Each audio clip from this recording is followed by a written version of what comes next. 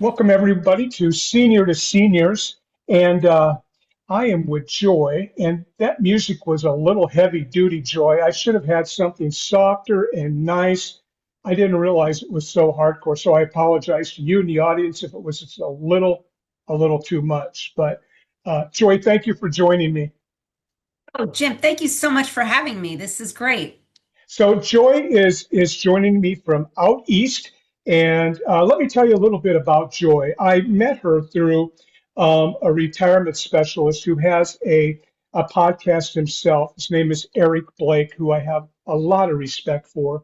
He has a podcast himself, and I heard Joy on his podcast a few months ago, and I thought she would be an excellent guest and an excellent person for all you to benefit from hearing. And so today, I'm delighted to bring her to you. She's someone who brings clarity, comfort, and fresh possibilities to the retirement journey. Joy is a certified professional retirement coach who helps people navigate one of life's biggest transitions. And, for my audience, we are in that transition or going through it, moving from a full, busy work life into a new season with more freedom and sometimes even more questions. Her approach is down to earth and practical. She helps people discover what gives them energy, purpose, and meaning now that they have more time to truly enjoy life. Whether someone wants to stay active, explore new interests, build community, or simply create routines that feel fulfilling, Joy offers guidance that makes the next chapter feel exciting rather than uncertain.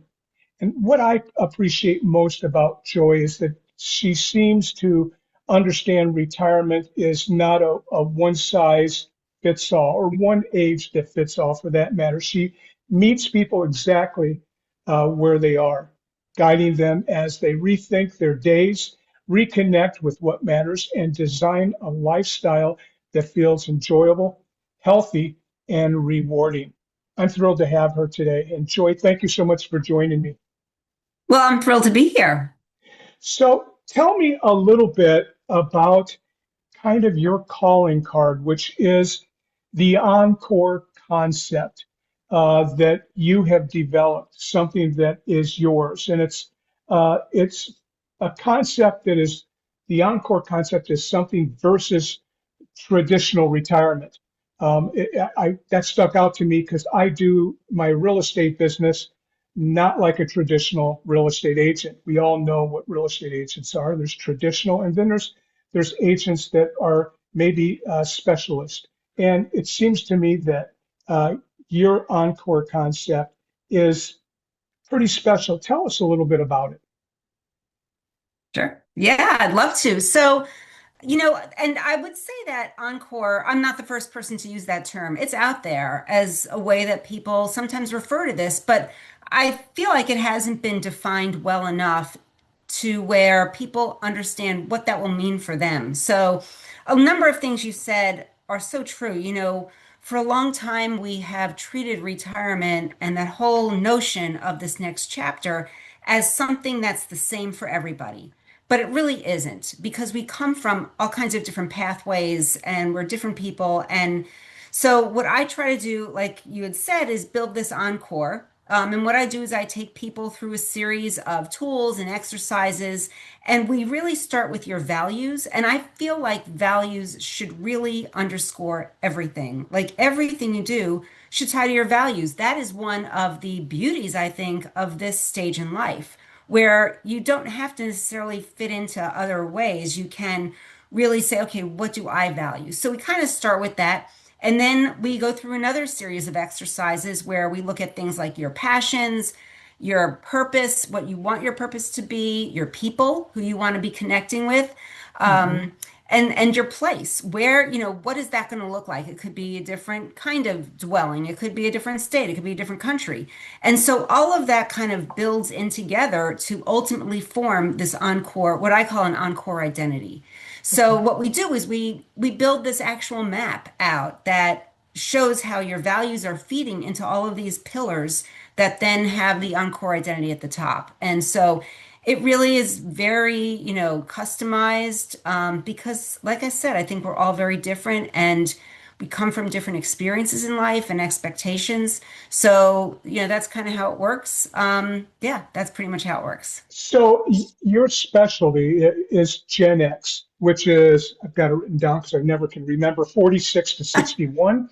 And a lot of my audience are baby boomers, like Mhm. myself. Tell me, if you would, what's the difference? Because you work with both. I mean, what is the difference and how do you approach things differently between Gen Xers and baby boomers? What do you find the biggest difference is? I think there are some subtle differences. When you think about the earlier part of baby boomers, they kind of grew up with certain things of expectations of what this chapter would look like, right? There was the gold watch thing. Yeah, There were institutions that were built for retirement, things like retirement at age 65 and just all kinds of things. Pensions is another example. yeah, And so what happened was over the course of, a decade or so, that transitioned to where now Gen Xers are really responsible for funding retirement themselves. Most of them do not rely on pensions. And so that's part of it. That's part of a difference. And they also grew up or came of age without these like gold watch theories about what retirement should look like. And so what they've had to do a little bit differently than boomers is they've had to start designing what that would look like by themselves. They kind of didn't have that framework. They had to design their own framework. So when you look at it through that lens, there are some subtle differences in how I work with people or in how I think they're approaching retirement.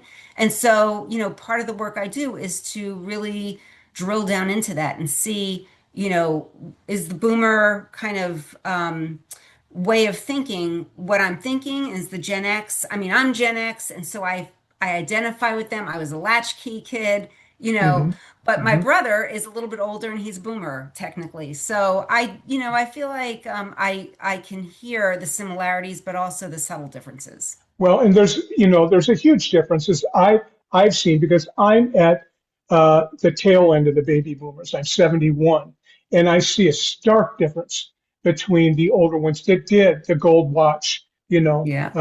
and having money there for retirement because that's what the companies offered. At my Right. end, there there's literally nothing. You are on your own, and even before that, now with the Gen Xers it's totally on your own. So, how do you prepare Gen Xers for what they're about to fall into once they Mhm. do retirement? Because you don't have too many people at 46 retiring, but No. this is Mm-mm. a preparatory course, if you will, right? You help them build up to retirement. Am I correct? And so I mostly work with people who are at the other end of the Gen X Okay. generation right now, people who are 55 and up. They're closer, but I do tell people it is a really good idea to plan for this Oh rather man, than yes. just be hit with it because Yeah. it really can hit very hard. When you step away from work in a number of ways, which I can get into. But I think Right. there are some hallmarks of Gen X mentality that is somewhat different. We were raised to be extremely independent. I was set off on my own to, go through the neighborhood. And the whole latchkey kid phenomenon, that really, a lot of that instilled a lot of independence in Sure. people, and it made them also very resilient. When you think of everything that this generation has gone through, from the energy crisis of the 70s to the Challenger disaster, and beyond that, we became very resilient to a lot of different changes. And if you think of it from a technological perspective, the technology changes we've seen. I mean, I grew up with a rotary phone. Hmm. and Hmm. now it's so completely different. And so another hallmark is we've become highly, highly adaptable. We are able to kind of navigate these changes because that's what we're used to doing. So those are some of the ways that I approach it, recognizing that people are very independent and, often resilient and adaptable. And, part of that is then they say, well, I don't need help. I can do this myself. That's what they're used to saying. But Hmm. there comes a time in your life when that can work against you. And so we have, I have exercises that kind of work through that because that mindset can kind of help or kind of prevent you from moving forward into this next chapter in a way that you would like it to. So Yeah, that's some of absolutely. what, yeah, So, as a certified retirement coach, you emphasize emotional and identity readiness more than the financial side. Am I definitely. correct? That's Yeah, kind of, definitely. tell me about that. How do you prepare people? And how do you emphasize, maybe through the exercises you go through and so forth, Mhm. their emotional and identity readiness? Tell me about that. Yeah. Yeah. So you're right. I don't touch any of the finance stuff. I leave that to the experts in Very that cool. category, like Eric, who's Yeah. great. Yep. But I more deal with that other non-financial part. So yes, it touches on things like identity because what happens is these are people who have been real go-getters their whole lives. The Gen Xers I work with tend to be, the executives, the professionals, business owners who are exiting. And so they have, it's like their identity is so tied up for a lot of them in what they Yeah. did, in those roles they played. And Yeah. so when they step back, that falls away. And it can be very disorienting and very destabilizing. And so that's part of what we do is I've kind of created this framework I like to use with Gen Xers, and I call it from mixtapes to meaning. I mean, all Gen Xers are familiar, and a lot of boomers are familiar with mixtapes. We all made them. Sure. And so the first part of the framework is to kind of rewind, to go back in time and figure out what was it that gave you energy. Forget about the roles or the identity. What was giving you energy? Because energy is a great predictor of the roles that you like playing or things that you want to leave behind that you don't really want to do anymore. Or there could be things where you feel like you have energy, but it hasn't figured out a place to land yet. And so that's kind of how we look at identity in terms of, okay, where's your energy? What gives you that excitement? Um, and we build from there. So that's kind of how we look at the identity piece. So you have rewind, and next comes remix, and Yes, and then comes reset, exactly. reconnect, and revive. So Revive. you take people through those. You called it multi-phase, or what did you Oh, mixtape I'm or? sorry. I called it from mixtapes to meaning.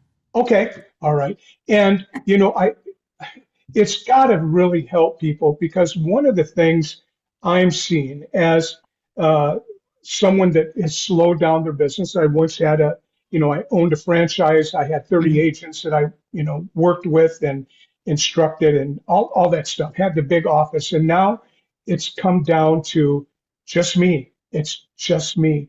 And it's my neighborhood that I work, of 500 people. So it's going from thousands of people to 500 people. So my identity has completely shifted, if you will.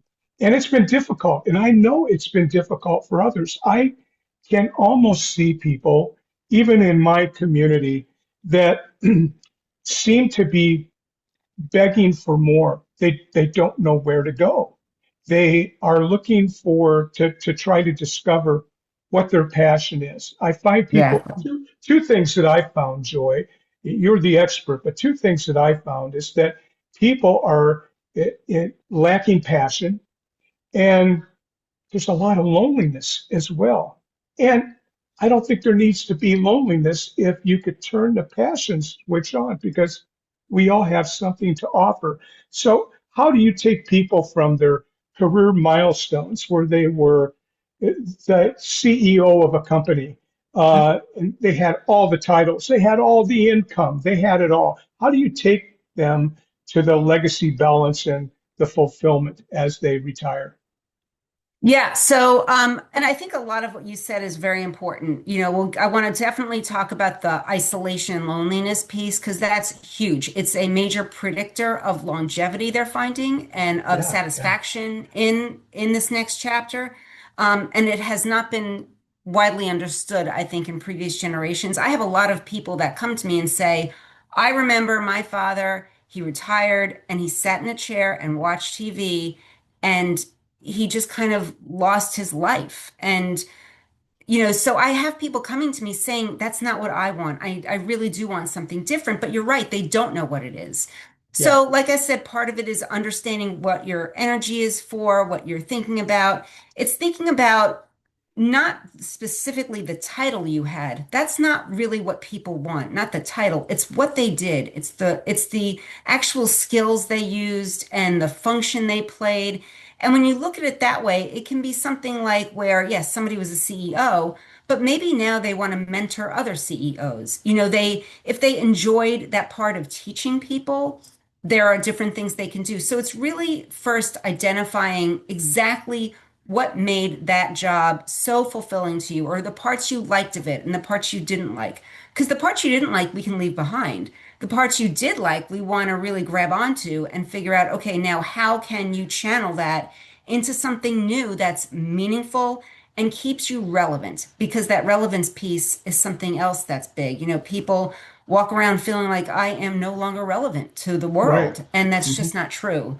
It's a matter of figuring out how we can kind of generate that power into something that does give you relevance. So, there's a lot of that kind of stuff we do where, there's that piece. And then there's also the social piece. Like I said, there is a big risk of loneliness. And what I find is that a lot of us have not really made friends since college. Like we have friends, but it's been based on things like who, your kids and who their friends are and their parents or somebody that kind of stuff. And so it means going back in time a little bit and figuring out, okay, how can I intentionally design my, group, my tribe? Who do I want to connect with? And some of it is looking at who your current circle is and figuring out what gaps there are and then trying to fill those gaps with new connections. So, and that can come from finding your new purpose or your new passion. It may mean, like I said, mentoring other people, and you might develop friendships out of that. So it's all kind of interconnected, I think. So, Joy, you really take people and you build a roadmap for them.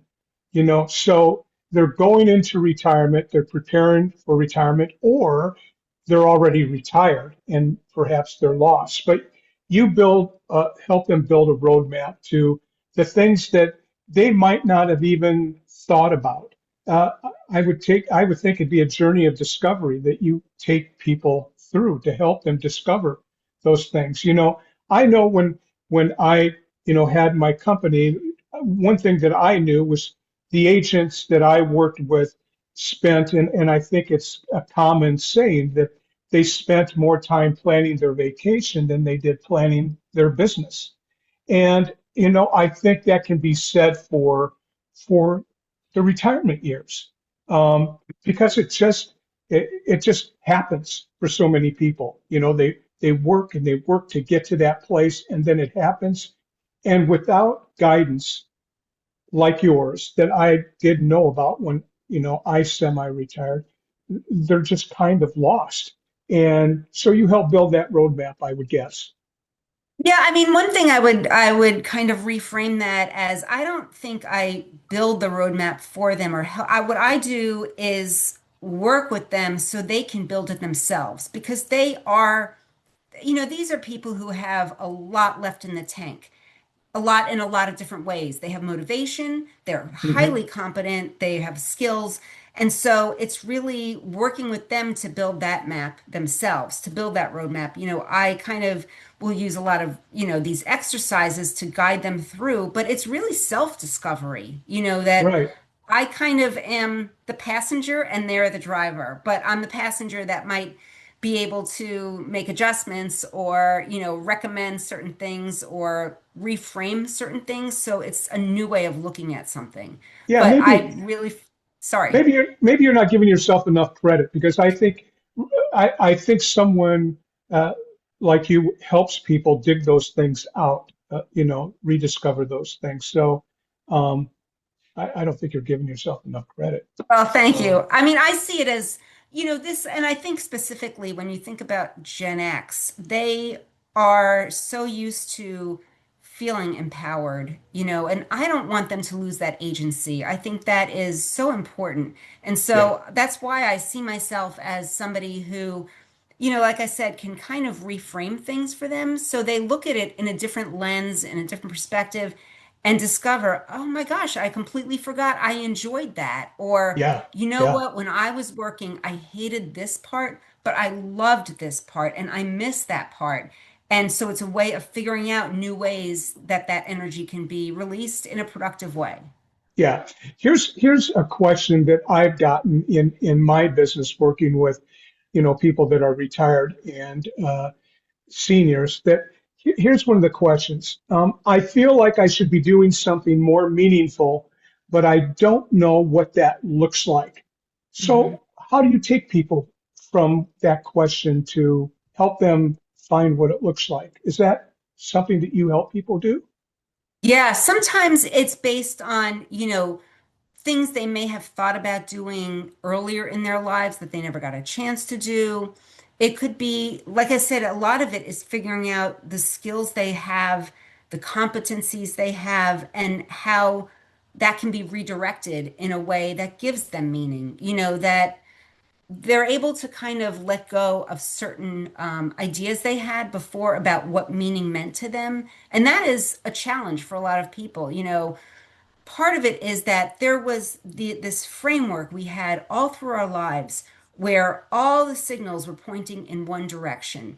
You had things like climbing a career ladder and a steady salary progression and certain societal expectations that helped you to kind of carve a path forward that gave you meaning. And now a lot of that has fallen away. You're not moving up the ladder. It's not salary increases. It's so different. And so what a lot of people just need is to figure out, I don't have those signals anymore. So what do I have that's going to propel me forward and give me meaning? And so that's a lot of what I work with people on is, having long conversations about who were the people that you were surrounded with, what role did they play for you? Or what are some of the things that you accomplished that gave you a lot of pride? And what I start to see when I work with people is themes that emerge. Mm, It could mm, be, well, I really valued, being able to figure out problems. A yeah. lot of people don't like that, but some people love it. And Uh-huh. so, okay, so if you love figuring out problems, let's find out something you can do that is figuring out problems in a different way. It's a different kind of container for that talent, that ability, in a way that doesn't, you don't have to worry about necessarily moving up the ladder or pleasing a boss or, Right. getting the next salary level. Yeah. Yeah. Here's another question. I know I don't want traditional retirement, but I also don't want to keep doing the same thing forever. And does that speak to what you just talked about? Where you try to find, for me, music was a huge part of my earlier life, but I had to put it aside. I had to put it aside to Hmm. tackle the things that I needed to do to climb that ladder or to start my business. And for me, you Hmm. know, now it's a way back for me to have some relevance. But what would you say to somebody that has that question? I know I don't want traditional retirement, but I also don't want to keep doing the same thing forever.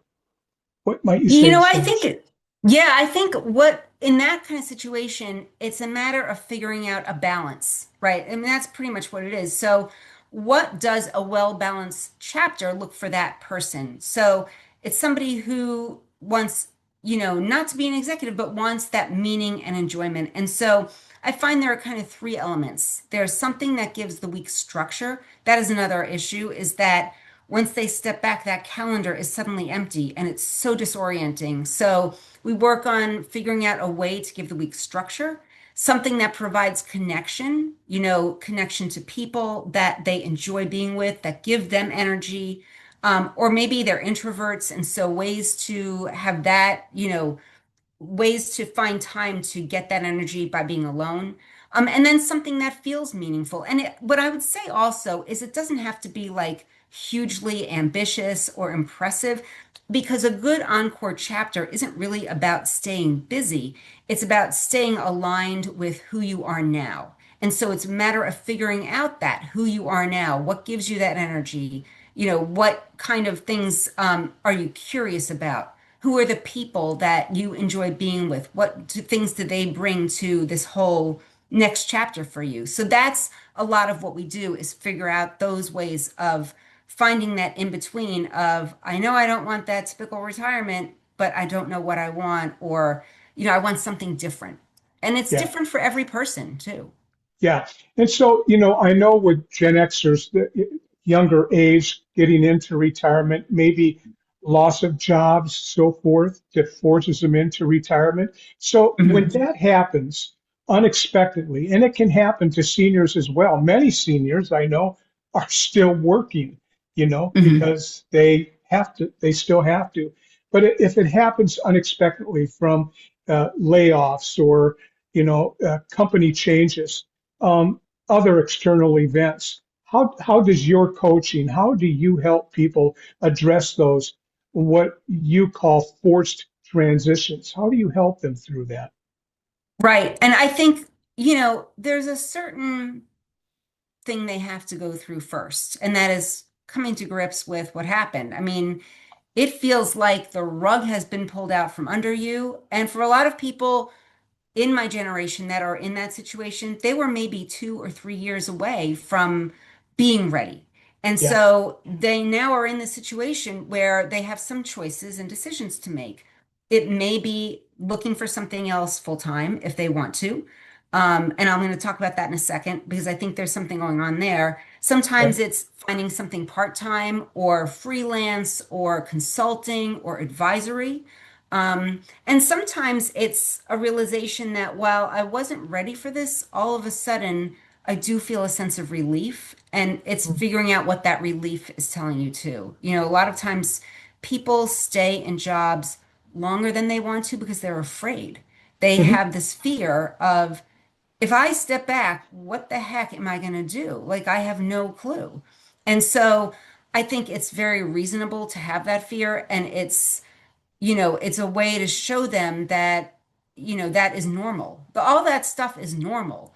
And we have to normalize that. And then it's a way of figuring out, okay, which of these paths do you feel means the most to you? And if it's a financial issue, then we take it from that point of view. We'll say, okay, let's look at it from that perspective. So if we look at it through the financial lens, how are we going to make this decision? Because a lot of times what people are doing is they're taking so many different factors into a decision that a lot of people get paralyzed by that. I'm thinking of, my adult kids now are having children, or I'm thinking of, a lot of them have aging parents, in 80s and 90s and needing to take care of them. And that is a huge, I mean, we are definitely the sandwich generation, Yeah. Yeah. who are in between that.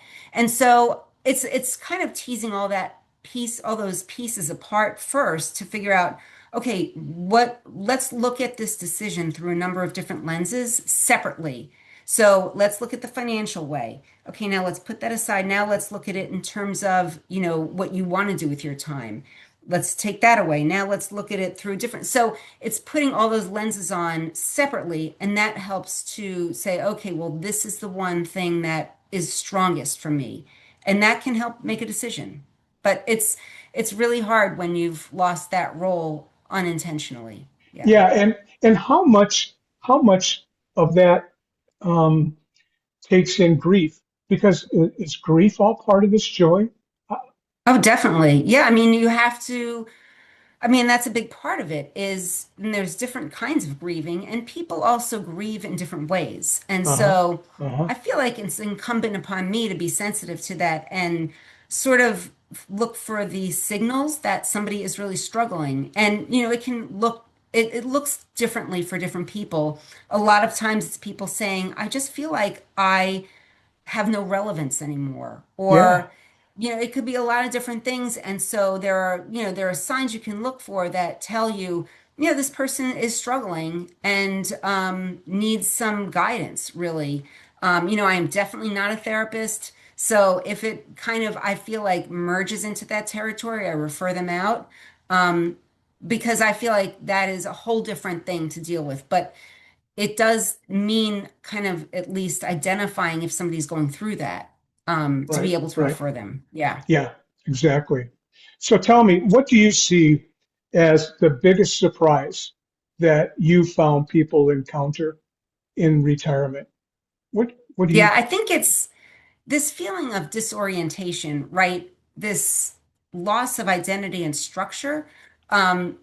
Even when that decision was intentional, because especially Gen X grew up defining themselves through competence and contribution. And when that calendar is suddenly opened up, a lot of people are surprised by how much they miss the clarity of knowing where they're needed and why and what they're going to be doing. It's just it can be very destabilizing. So I think that's kind of the biggest surprise people encounter is they've kind of been painted this picture. Every day is Saturday. And for Yeah, some people, they do find that. And there are people who are perfectly fine with that.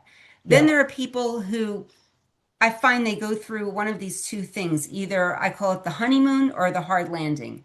So the role falls away, and they either are, yes, I'm ready for it, or they have this hard landing. And what I find is that some people who go through that honeymoon eventually have that hard landing, where after 6 months, they're like, all right, now I've traveled to 5 countries I've wanted to.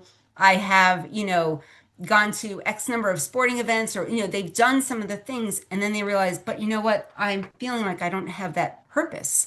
And yeah, so it's, they come to it in a number of different ways. There's like all kinds of different paths people come to, but so that's the first stage I see. And so I think of it as, and you may have heard this, a lot of financial advisors call it, they say, first there's the go-go stage of retirement, and then the slow go stage of retirement, and then the no go. And so mm-hmm, I find mm-hmm, that that doesn't really take into account the realities of what it's like. And so I see it more of as an arc where you start off with this hard landing or honeymoon, and then you go through this period of recalibration when you're trying to figure all this out. And then eventually you reach a point which I call the flourish, where you feel like life is not perfect, but you do have that increased sense of meaning and purpose. And because it's an arc, we go through this a number of different times. You might find the thing that gives you meaning, and it may be great for 5 years, and then you start getting restless again. And so you go through that arc again. So it's something that I think we have to recognize, that people, first of all, everybody's not the same. So we don't all go through the same stages at the same times in the same ways, and realizing that it happens multiple times, or it can happen multiple times throughout yeah, this next chapter. And especially because when you think about it, people retiring today, like they have potentially 30, 40 more years ahead of them. And so to think of just spending that time on a golf course, that gets old pretty fast. So for a lot of people. So I look at it as this arc rather than this straight line. yeah. Yeah. So tell me, if your clients come from all different places, just not in the area where you live. So if people want to connect with you, of course, I will, make sure that your website, which is genxencorelife.com, I'll make sure I have that in the notes and so forth, so people don't have to scribble it and try to find a piece of paper right now. It's genxencorelife.com. But if they go to your website, is that how they might work with you? Is that the next step? If people hear something here that you know, gets them motivated to, well, I think I need Joy. I think I need her in Hmm. my life. When they connect with you, do you take them through the coaching, the whole Hmm. coaching thing? And how long does it usually last? Yeah, all great questions. So, yeah, what typically happens is we first have a call to figure out, am I the right person? There are other people who do what I do. Um, so I want to make sure it's a good fit, That's that they're good. going to come away, feeling like, okay, she gets me or whatever. And then typically the engagement is 6 or 8 sessions, and we can do those sessions every other week, once a month. I have one client who we did 3 sessions and then we took a break and then she did 3 more. So it really can be customized, but each session has a focus. And I say it's 6 or 8 because some people like to add a couple more on because I have some exercises that are standard that I give everybody and others that I find are customized. I've customized certain people. Hmm. And so then we go through those stages and then we can have a check-in periodically every 3 months, every 6 months, every year, whatever it is to feel like, okay, I'm on the right track. This made sense for me, but now I feel like things are changing. So there's flexibility built in as well. But yeah, they can go to my website, they can email me. I have a kind of starter guide. There it is. Yeah, there's my starter guide. You can sign up and get that. That's free. And then we can stay in touch. And I do lots of events where they're free. People just come to find out where they might get meaning and what it might look like for them. So, I'm happy to talk to people. Yeah. So is there an average? It probably isn't because, one of the great things about what you do is, seems to me you customize everything for everybody because nobody's the same. And No. right. Um, and then people can also have ongoing counseling with you, right? Conversations with you to help them stay on course. Um, so one thing I always ask my guests, Joy, is I'm guessing there's a question that I should have asked you, but I didn't. I Mm. so I don't mean to catch you off guard, but I know that I'm not covering everything that I should or that you would like to say or that you think is necessary. Is there one thing you can think of where I really screwed up and I should have asked you that question? You didn't screw up at all. You asked me great questions. There's just one thing that I like to tell people, and that is this often is it's not like you're building a whole new social life or it's not huge. It doesn't have to be huge. Little steps can make the biggest difference. When I tell people like when we work on the social piece, it's figuring out maybe one thing that you can do in a week or a month that restores a connection or makes a new connection. So it doesn't have to be so intimidating and huge. It's really a set of little experiments. That's the whole revive part of the mixtapes to meaning. It's doing little experiments to figure out what's going to work for you because that's how we know. It's not until you do something that you really get that clarity. I mean, we could talk about it, but until you really do it and live it, that's how you're going to know. And so it doesn't mean huge changes. It doesn't mean, you have to go and, build Rome in a day or whatever. It just means maybe making small adaptations or looking at paths you haven't gone through to figure out, okay, here's something I can tweak that'll make a huge difference, whether it's in a relationship or a role or, a sort of a place that you want to be in terms of where you live. Maybe it's not downsizing, maybe it's right sizing. And so it's Mm, figuring out, and so that's the one thing I love people to know is that this doesn't necessarily mean huge change.